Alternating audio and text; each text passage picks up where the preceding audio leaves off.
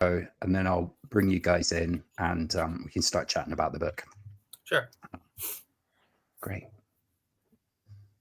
Welcome back to Theorize and Be Damned, the podcast from Revol Press, where we speak to academics, writers, and other creatives about their process and about their latest works.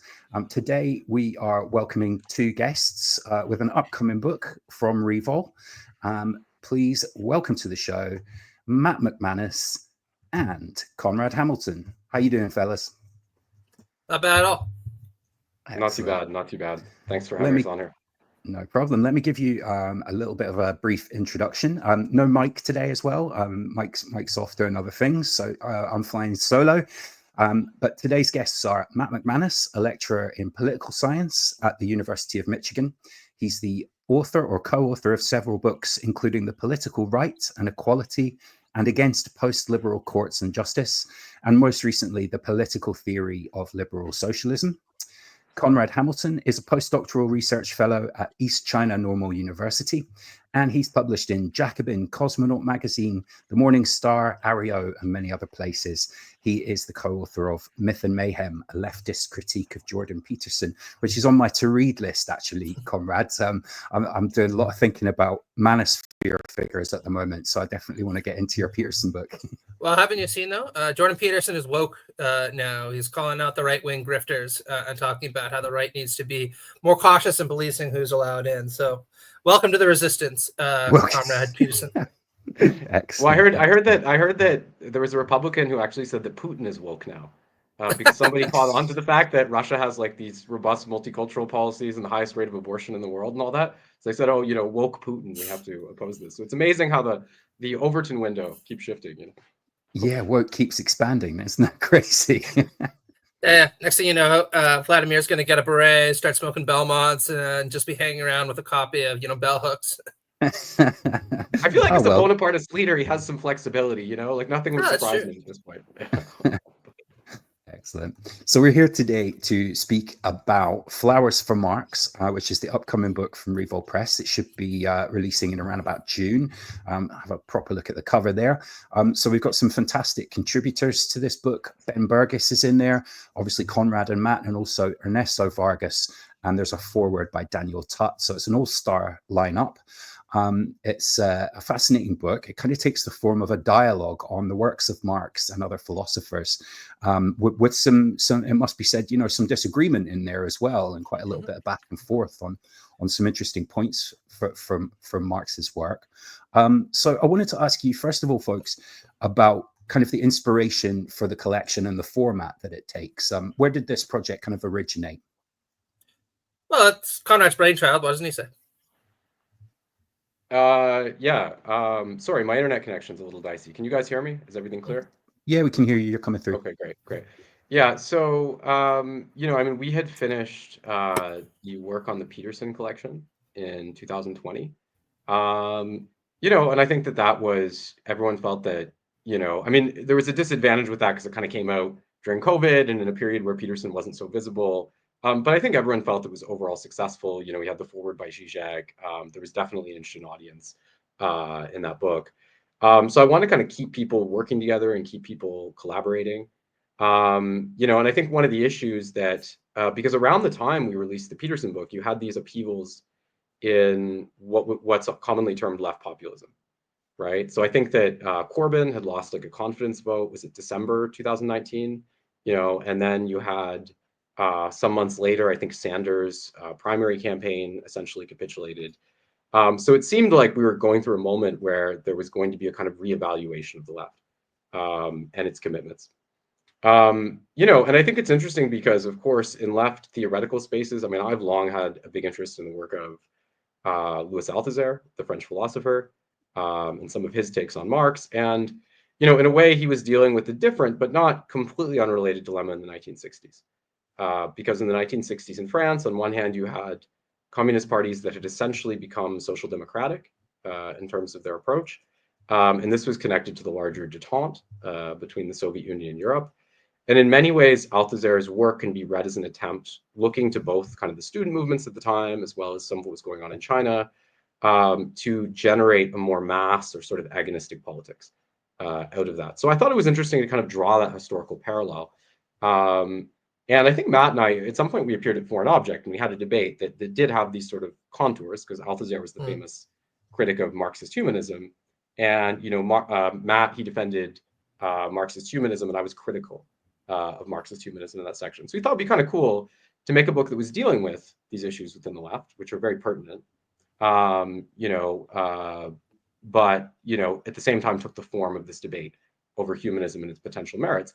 And then we kind of looked around. I think the idea was to have a kind of axis of debate between us within the book on that issue. And we kind of looked around to recruit other people. So Ben Burgis was brought into that time. Marion Trejo as well, but she later left the collection, unfortunately. Ernesto Vargas, Elliot Rosenstock, who also doesn't appear in the final volume. So it was the book went through many sort of versions, en route to the final one. And obviously there was the drama with Punctum as well in that process. So that was kind of the idea of it. Yeah.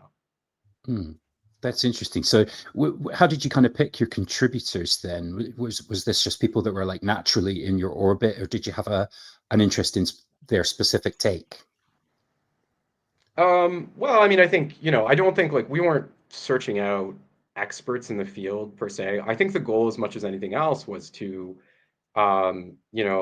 unite several authors who had been sort of situated in the orbit of 02.0 before its kind of reannexation, if you will, by Repeater in 2021.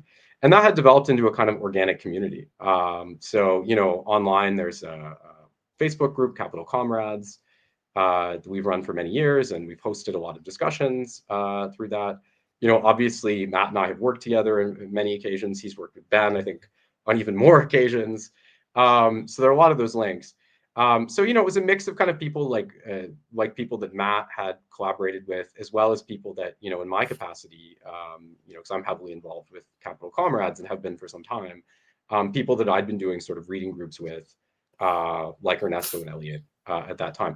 And Matt actually picked the title of the book, by the way. Flowers for Marx was a joking suggestion by him. But I actually liked it. So I decided to go with it, And I don't think there was any way of spelling out the specific content of the book without making it sound excessively academic in a way that would potentially deter interested readers. Because it is kind of a fun book in that way. So, I just thought, okay, like you said, Burgess, McManus, Hamilton, Marx. Okay, that's all the information you need there. Excellent. So, I mean, let me ask you, Matt. Sure. Some of this writing kind of felt like it came from a place of trying to bring back a focus on Marx's texts. Is there a sense that the left has kind of drifted away from considering the actual texts that Marx wrote? Well, I think that when we first envisioned the book, that would have been a more pertinent criticism. I mean, there was an enormous amount of discourse around Marx in the air. Think about our Jordan Peterson collection, right? Postmodern neo-Marxism, according to both critics and even some proponents, was everywhere, right? But, I think since then, definitely since 2021, interest in Marx as Marx and also Marxism generally, I think has increased, not just in the online left, but also in scholarly terms. I mean, the last year was really a bonanza for publications in Marxist humanism, to use Conrad's terms. If you think about things like Williams's book on Marx's ethical theory, or Bruno Leopold's really excellent book on Marx's republicanism. To shamelessly toot our own horn, Professor Burgess and I have a collection coming out on analytical Marxism and G.A. Cohen soon. So I think that things have pivoted a little bit. And I not say that to denigrate the book's intention. I actually like to think of it as maybe we're a little bit ahead of the curve in terms of our interests, and hopefully we can ride this new wave of interest in Marxist humanism. But in terms of my own motivation for wanting to get involved in this, beyond just scholarly and intellectual interest, part of it was just what Conrad was saying. We had gotten a band together and we had released not a platinum record, at least a gold record. And so, you do what you do when you have a gold record. You think, well, the next thing we're going to do, we're going to try to go platinum, or at the very least produce a better record than the one before. So when he asked me if I wanted to contribute to this, I actually said, sure. Although I do want to say that like a lot of collaborations, this ended up being, what is his terminology, a bit of an organic thing. Because I think originally I was supposed to write just one 2,000 word article, something like what I'd write for Gieben. And then that turned into a 6,000 word article, and that turned into a dialogue between the two of us, and then it turned into me editing certain things and kind of managing stuff. So it was very much a unplanned process, although I'm quite happy with the way things turned out.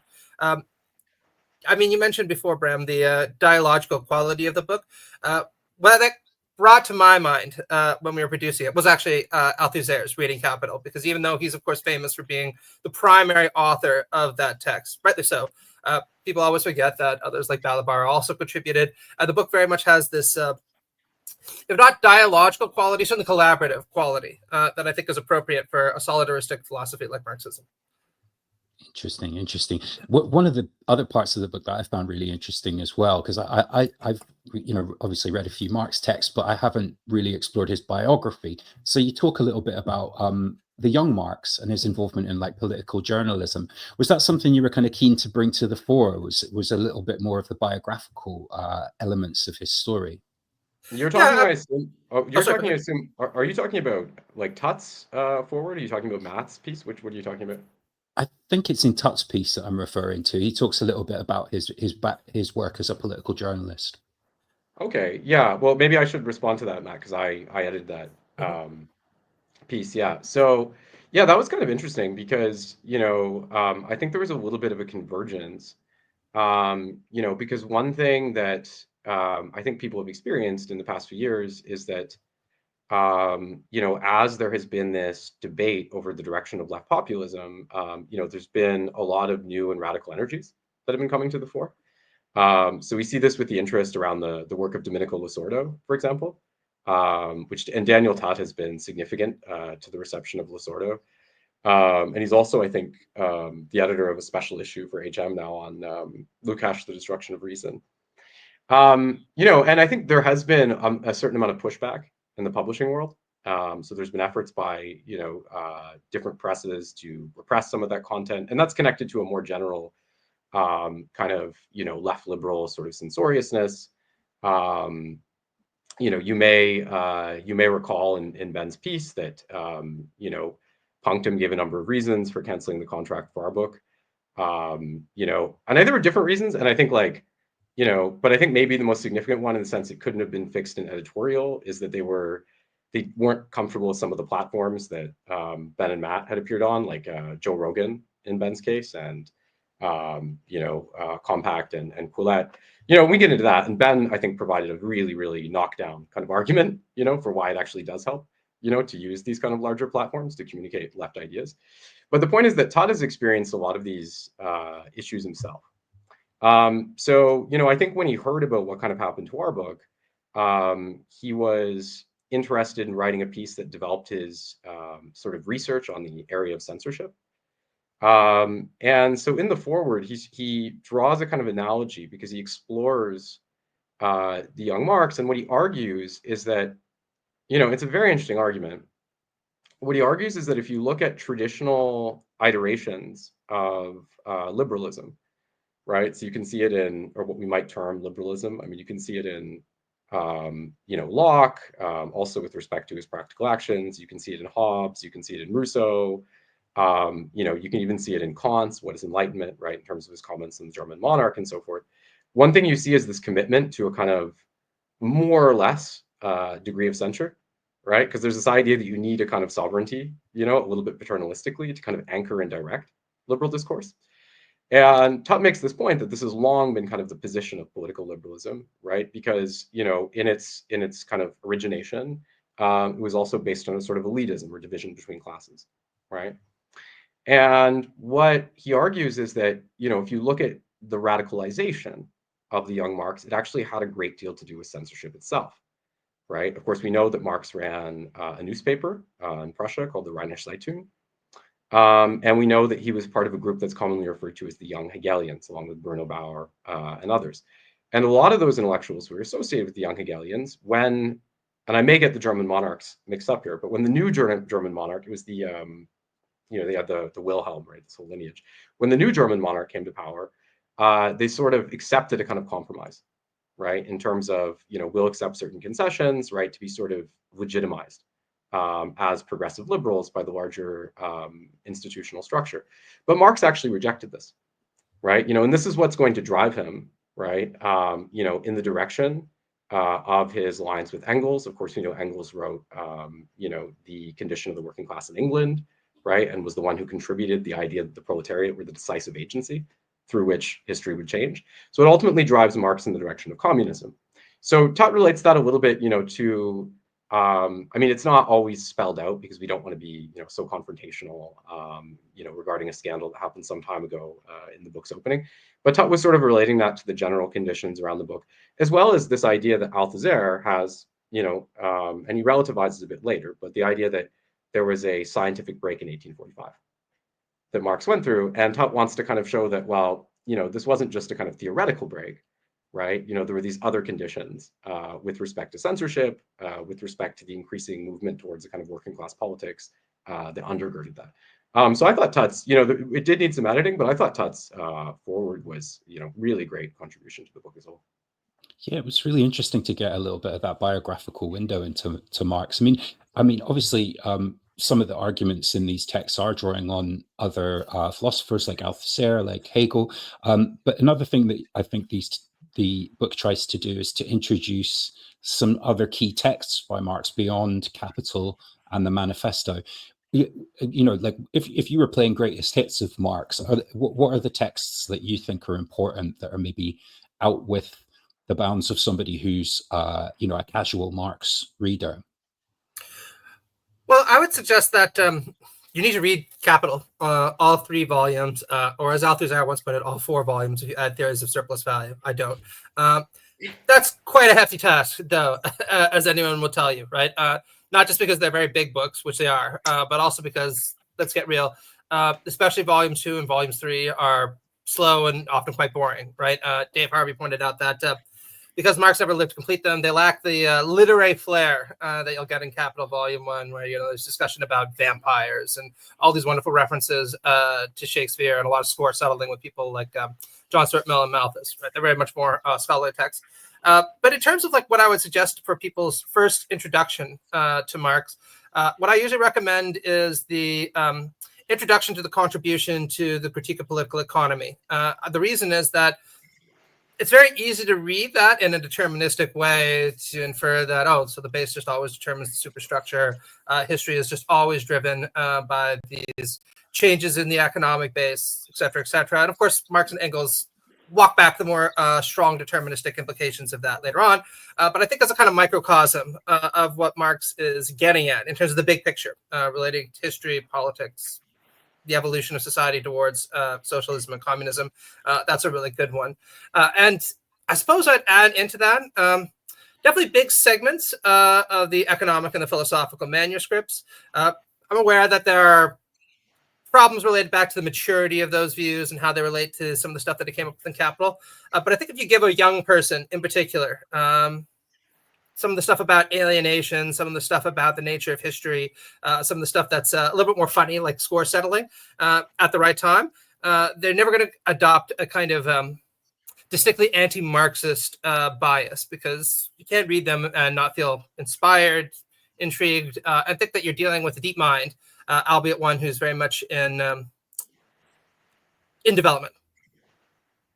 Interesting. And how do you relate your analysis of these texts to kind of existing modern Marxist theory and practice? Like one of the things that we do on the podcast, certainly with the guests so far, we've had people whose background is less academic and more kind of activist Marxism.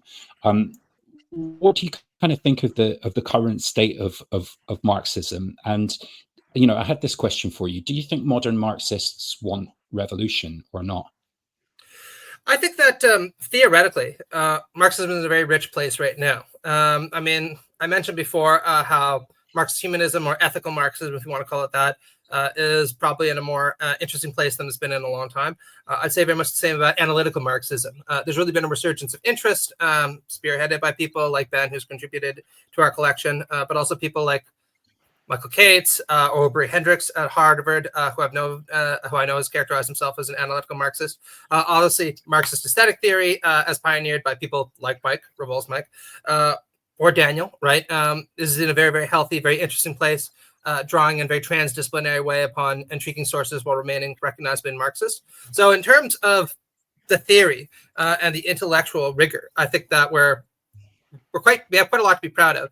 Obviously, in terms of political achievements, which is what we should be most concerned about, obviously, as leftists, there's a very long way to go, right? At the moment, reactionary forces are cresting all around the globe. And while there's been some pushback in the United States and elsewhere, you can look at Germany, for example, where the AfD didn't quite rise to the heights that people were expecting. It's a very dangerous moment. And this is one of the reasons why I think the book is important, because it does model a dialogue between leftists who disagree that is collegial, constructive, and I think generative. And I think that one of the reasons why this is significant is it's very often been the case, and I don't think I'm speaking out of line here, that leftists like to turn inward and take shots at one another, and sometimes do so in ways that are, shall we say, unconstructive. Think about, the 2.0 versus repeater debate that Conrad was getting at. And I think that ultimately, while there are sometimes good reasons for things like that happening, it is also strategically not exactly what we should be dedicating our resources to. Obviously, disagreement is important, and I think can actually be conducive to a stronger and more intellectually refined movement in the long run. But disagreement is very different than wallowing in a narcissism of small differences. And I hope the book demonstrates how one can have a disagreement without wallowing in those differences. Yeah. I mean, I think that one thing for me, and my analysis may be a little bit different than that, so there's certainly some points of overlap.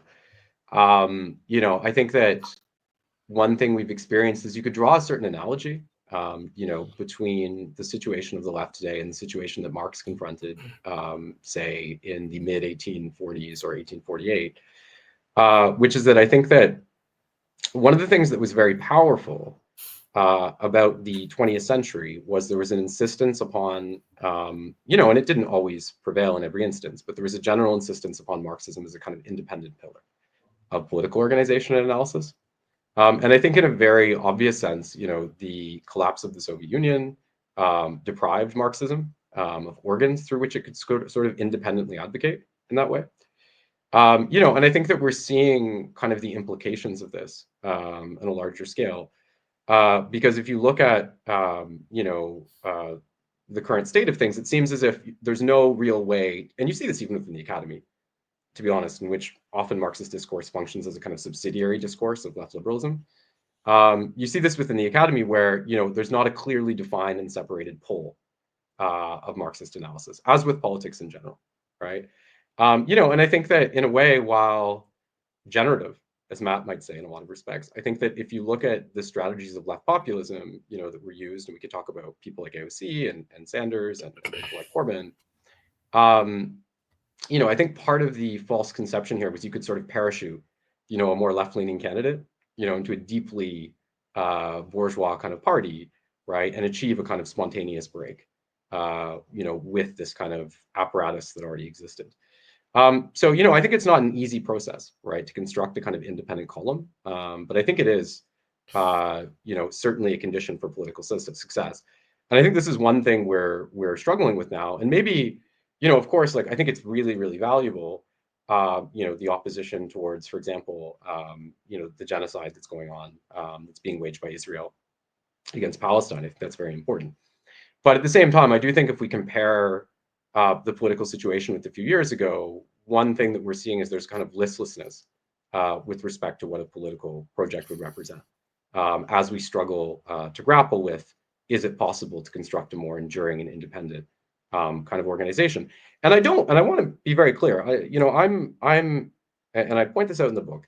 I think there was a certain kind of naivety associated with left populism. I think there were strategical errors that were made. But, it also occurs to me that if you look at, the history of Marxism, right, if you look at communist parties that did succeed, for example, they were always, kind of emerging out of movements that were not as extreme. And then it would be the failure of those movements that gave the impetus to a more radical expression, right? So you can connect, something like Lenin and Bolshevism to, the failure of the German SPD, and its corollary in Russia, right? And the way that he sort of read and radicalized those ideas. In China, of course, you had the Chinese nationalists who became the Chinese communists. So the thing is, like, I don't, even if these things in a sense fail, I'm not sure if you can really skip the process. Especially at considering the gulf now historically that separates us, from the communist experience in the 20th century. I suspect this is something that people may need to go through themselves. Right? Yeah, I think that I'd like to frame it in a somewhat different way, and this might actually get to the heart of some of our disagreements. I agree with Conrad that left liberal projects thus far in the United States and the United Kingdom, for example, have largely failed to get off the ground. But it's also important to note that they succeeded in engendering an interest in socialism that would have been unheard of just a decade and a half ago.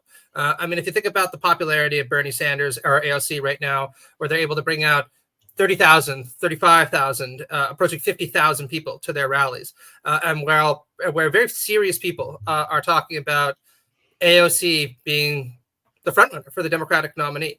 If you had told someone in 2010 that a self-described Democratic Socialist would be the frontrunner for the Democratic Party in 2025, they probably think that was as odd as you telling them that Donald Trump was going to be president in 2025. So a lot of things can happen, and I think that we need to give credit where it's due for what left liberals who are inspired by Marx have been able to achieve, even if we recognize the limitations of that project. But this brings us to a kind of hermeneutic question about how to interpret the text of Marx. So just to kind of speak from my own experience a little bit, go on left Twitter, go on Blue Sky, Facebook, wherever it happens to be. And one of the attitudes that people take towards Marx and Marxism is this very kind of formalistic, even dogmatic kind of attitude, right? This is what Marx really said. This is what Marx really intended. This is the right way to interpret that text. Now, don't get me wrong. I think that there's a horizon of interpretations that any text can bear.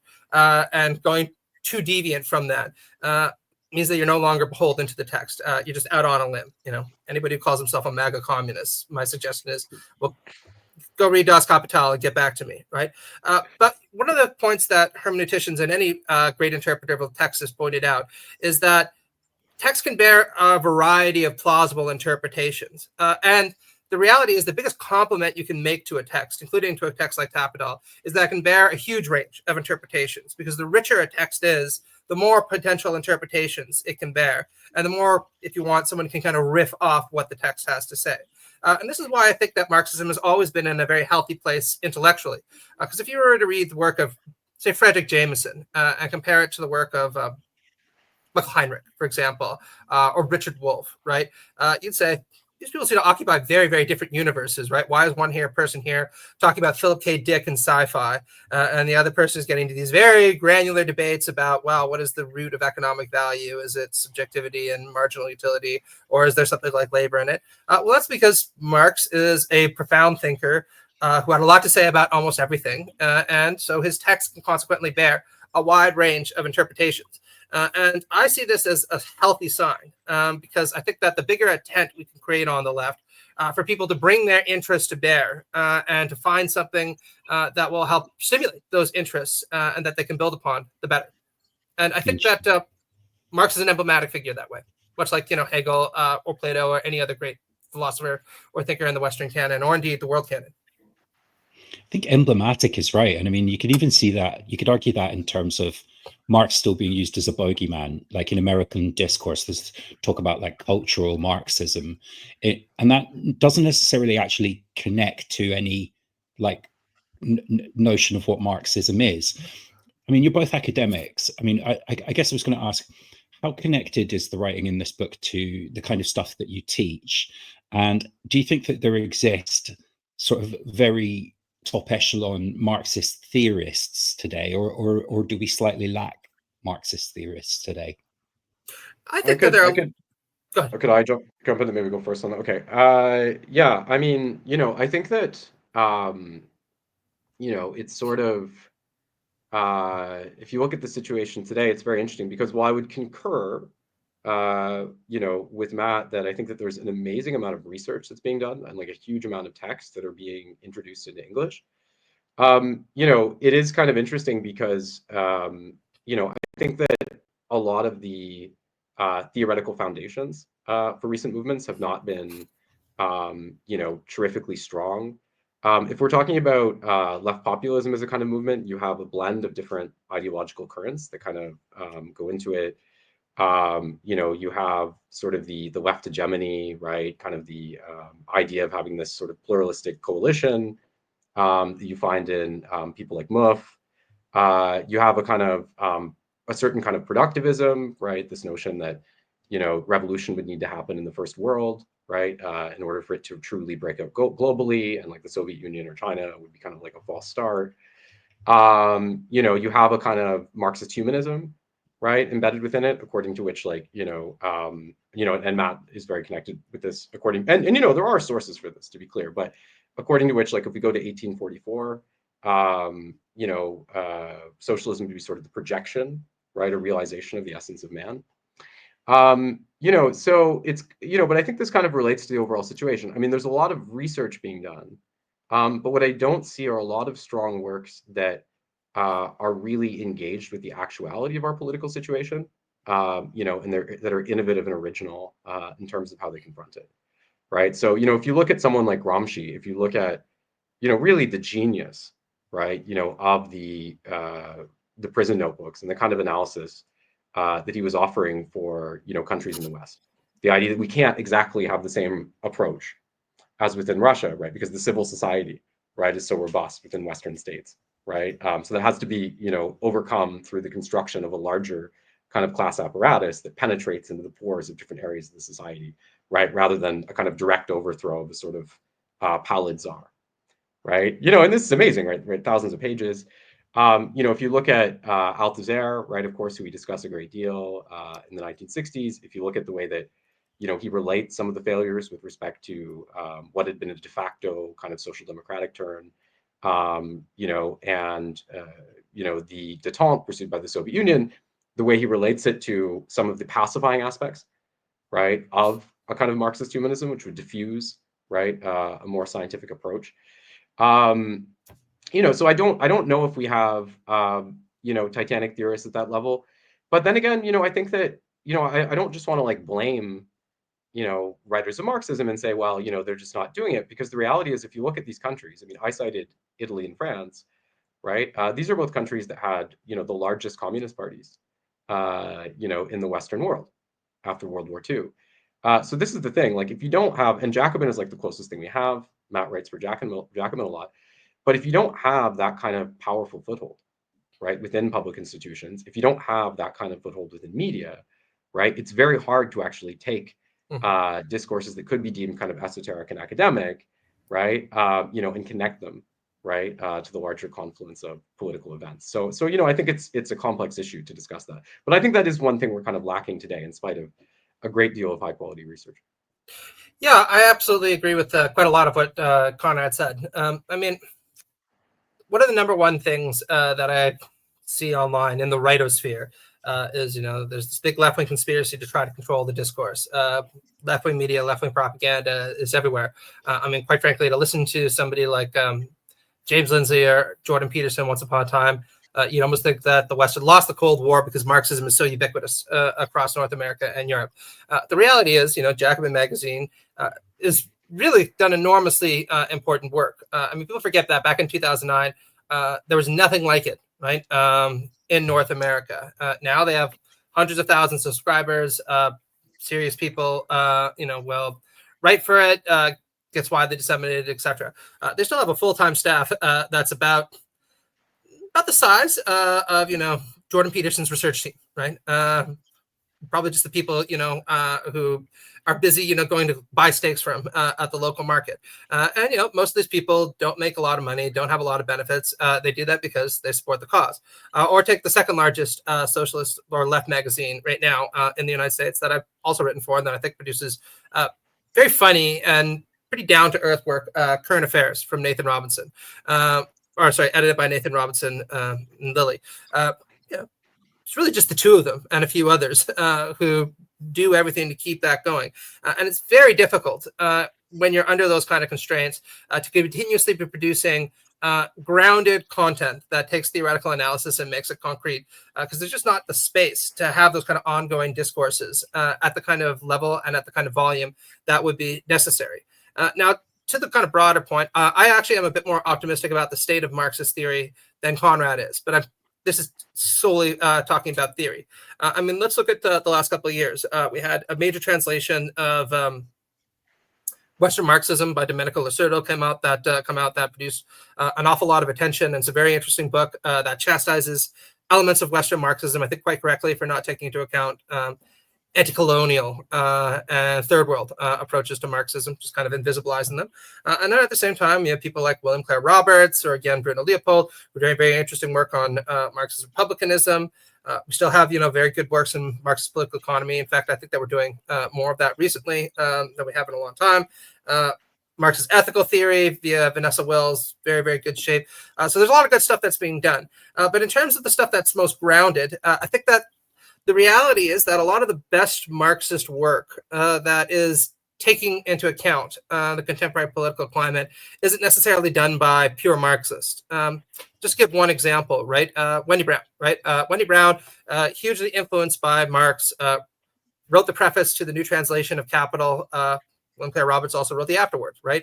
Has always acknowledged, Marx is an important influence. And she was prophetic in 2010 in her book, Walled States, by saying, what's going to come is a combination of right-wing populism and neoliberalism, and they're going to be manically focused on building walls and keeping foreigners out. This was in 2010, by the way.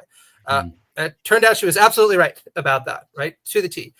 Well, she points out that a lot of the influence for that kind of research, and she's involved herself in a lot of these kind of more activist scholarship since then, came from Marx and Marxist political economy, but she also drew inspiration from Nietzsche, Weber, of course, her reading of neoliberalism, and various feminist authors, particularly those involved in things like social reproduction theory.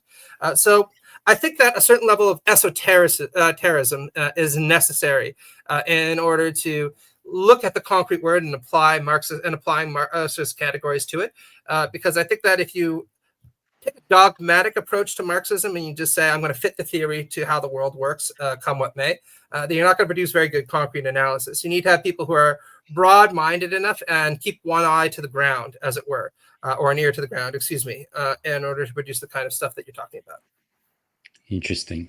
I did have a question as well about just, again, looking at your academic work. So, Conrad, you're calling from China. You work at a Chinese university. Matt, you're working in America. Obviously, the political situation there has changed a lot. Do you have any anxieties or concerns about your freedom to write about this stuff, in the present day or going forward? I have, just to say, to be clear, so I'm not going to get into detail about how these things work here. But I would just say that I have no concerns about my ability to write for the simple reason that, in China, insofar as that level of political concern exists, it relates to the diffusion of domestic content. So if you're writing something like on Chinese social media, or if you're writing something even in a Chinese journal, but there are plenty of foreign academics in China. And they, if they're contributing to an English language outlet, for example, it is well known that the norms are kind of different. And this is true even of Chinese authors. By the way, when Chinese authors go to publish their books in English at foreign presses, they'll often include content that was excluded from the Chinese version. I should also say that in China, it's very different when you have conferences, for example, because there's a greater sensitivity to the things that are projected to a mass audience than the kind of things that would be discussed by experts in a given field, for the obvious reason that you need a certain kind of latitude intellectually in order to have a productive discussion at that level. So again, I'm not going to get into there are things that I'm not going to say here, but this is just to say that I'm not at all concerned about my ability to publish in English and express myself, particularly with respect to issues like in this book that pertain to the West. Interesting. Yeah, in my case is, look, I'm a migrant living in the United States right now. I'm sure that many people have heard that we are not exactly welcome in the country at this point. And left-wing academics especially have been signaled that they're not particularly welcome here. That doesn't mean I'm going to stop doing what I'm going to do, both for principled reason and also because it's not really much point in stopping now, really, is there, right? But I think that the climate in the United States has definitely become a lot more hostile to free discourse in academia. Now, some of this is not overt. Again, it's not like they've ever said, stop writing this or you'll get in trouble. But the whole point is to induce an atmosphere of fear and self-repression so that people don't feel that they are capable of speaking up without being reprimanded. Now, saying that, I do think that we've seen a significant pushback against this that's emerged very rapidly. So just to give two examples, some of the first polls have come out showing that Trump is in the 30s in terms of his overall approval rating, which is one of the quickest falls from grace in modern American presidential history. Usually, the American president enjoys what's sometimes called the honeymoon period in the mid-50s in terms of his polling for, a couple months, maybe half a year or so. But said there's been a catastrophic fall off.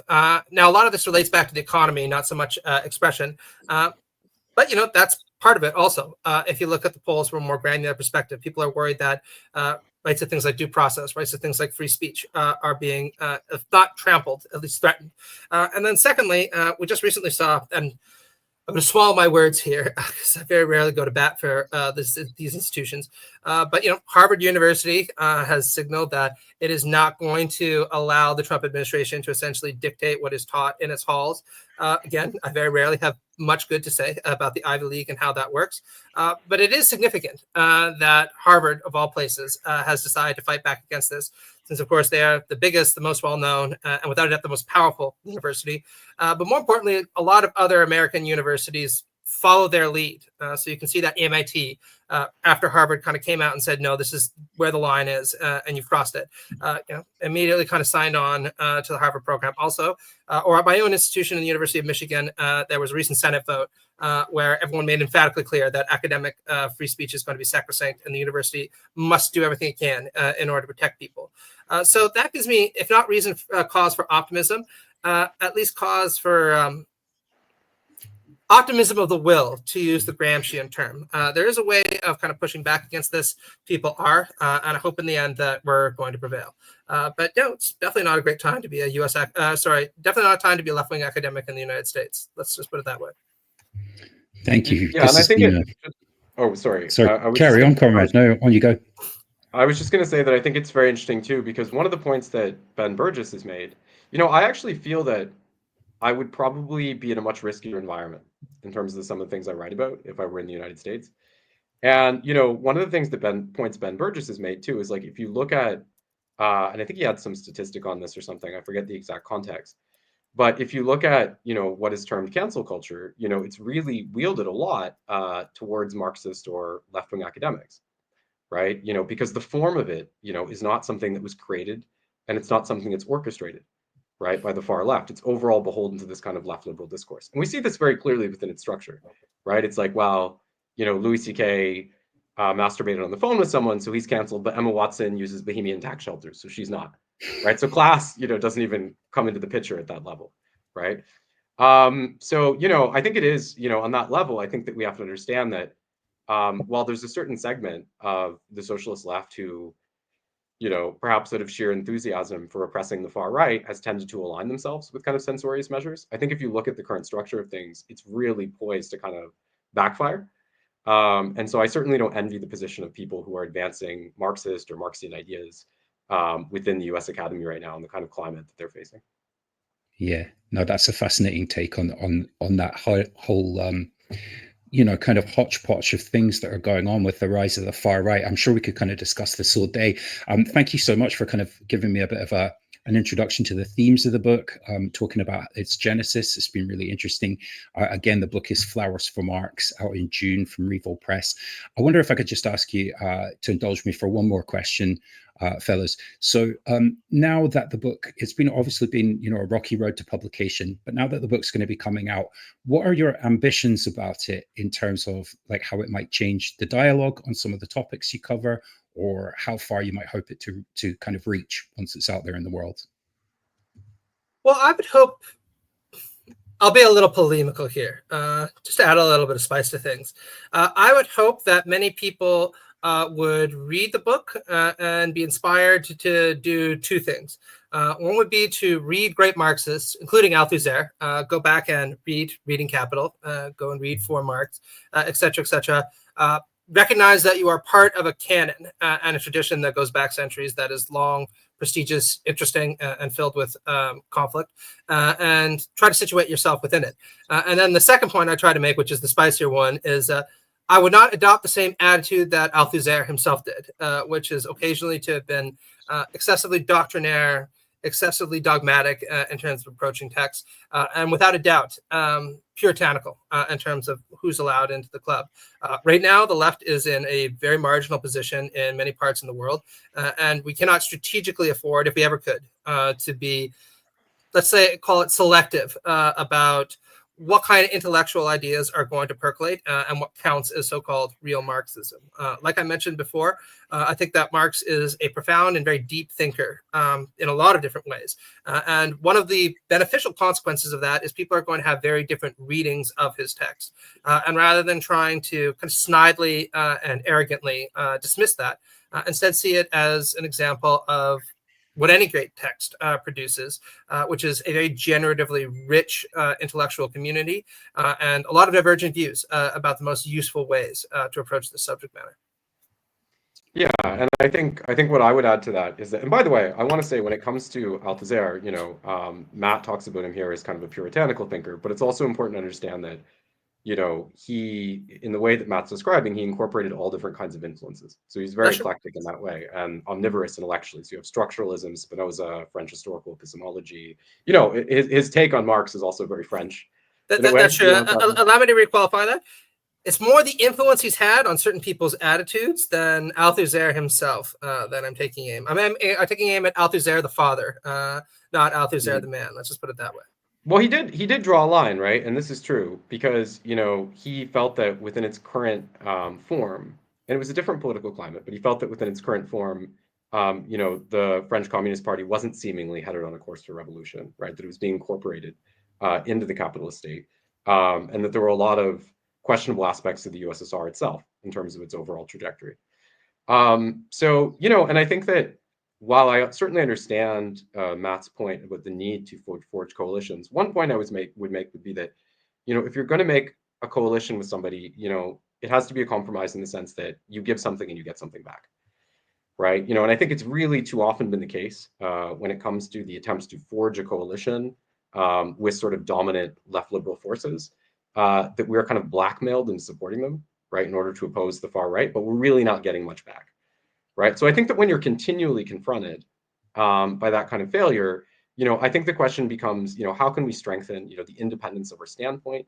How can we strengthen our organization and our foothold in media and so forth in terms of putting forth a critique of not just the far right, but also left liberalism, and perhaps I've never been dogmatically opposed to some kind of coalition. Perhaps if that congeals and it succeeds, then we'll be in a better position, right, to actually extract concessions in this way in the context of a larger alliance. But I think at this moment, we have failed multiple times at that level.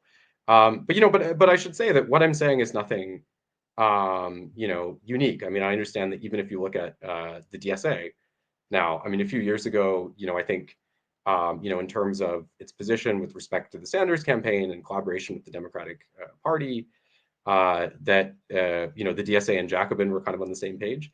Now, a few years later, we see that, the DSA has a narrow majority that has taken a more radical position, and Jacobin has kind of drifted from that. And in a certain way, Jacobin and its message of collaboration with the Democratic Party almost becomes like a media organ without a mass base. So we have a lot of people on the ground now who recognize this. These coalitions have become partly unpopular because of their failure to make tangible gains. So again, I think that we also have to rediscover and reassert our own position, as well, for a condition of really getting real concessions. Thank you so much, Matthew McManus and Conrad Hamilton. It's been absolutely fascinating talking to you guys today as a very brief introduction to the book. And, all of these threads that we've explored with Althusser and other thinkers are really picked up in quite great detail in the book. So I'd strongly recommend picking up a copy when we get this out to folks in June. You've been watching Theorize and Be Damned, the podcast from Revol Press. Go join us on Substack, where you'll find a lot of extra content as well. I've got an essay up there at the moment about Joker and Midsummer. We've got a Q&A with Adam Turrell, whose Gothic Capitalism is the next book up from Revol. So do join us at revolpress.substack.com, and head to revolpress.com to pick up a copy of the a couple of books we published so far, one by myself, one by Mike, and we've got books coming up very soon, as I say, by Adam Turrell, and one in the pipeline from Tony Chamas, aka One Dime. Yep, that's I think us for today. Thank you very much for joining us, Matt and Conrad. Have a lovely rest of your day, and yeah, we'll speak again soon. Solidarity. Thanks so much, Bram. Thanks, comrades. Okay, we're out. Thank you very much, fellas.